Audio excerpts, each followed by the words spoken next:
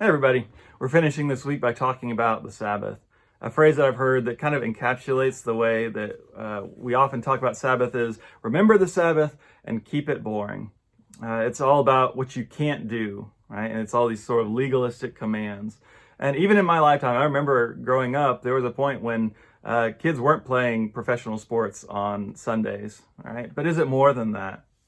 And we see Jesus often talking a lot about how the Sabbath was practiced in his day, and he was often kind of critical. But he was really critiquing how it was practiced, not the practice itself.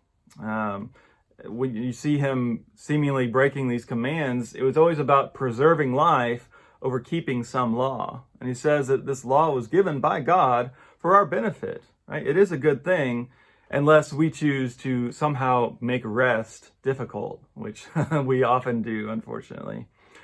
Sabbath is actually a powerful tool, and it's kind of subversive to our culture of busyness. Right? We often take pride in how busy we are, and we like to complain about it, but we're actually kind of trying to show how impressive we are, right? Saying, oh, I'm just too busy to do this, which is a way of saying, oh, I'm just so in demand. People just can't get by without me because I'm that important. Work itself, as good as it is and as necessary as it is, work can become an idol. And so Sabbath helps us to get past that. The problem sometimes is that we define ourselves by what we do, right? The first thing you tell someone is, oh, I'm a minister, I'm a pastor, I'm this or that. And so Sabbath challenged that a little bit.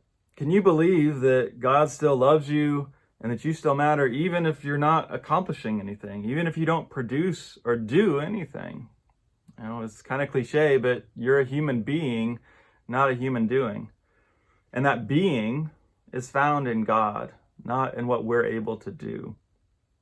And so if we're going to practice Sabbath, I've got a few tips. First thing I would say is the timing of it is less important than just trying it. Right? It's not about finding the set 24 hours, or do you have to do it on Sunday, or when can I start? Just start, right? Try and find a little bit of time that you can set aside.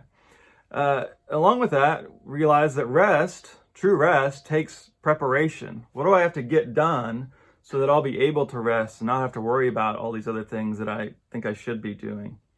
Another tip is to learn the difference between rest and leisure. Rest should restore. You can see that in the word there, and not just kill time. And so the things, again, this is something I'm very guilty of. What I do with my rest time isn't really restorative. I'm just kind of killing time. A lot of these things that are leisure and not rest happen on our phones or with a screen, even though watching something with someone can be restorative. Think about, what am I doing with the time that I have, right? I don't know how much time you have to relax, but when you do, how are you really using that? But finally, to enjoy it, right? It's not meant to be a burden. When God rested on the seventh day, it wasn't because God was tired, because God wanted to sit back and enjoy what God had created. So what can you do to sit back and enjoy the life that God has given you?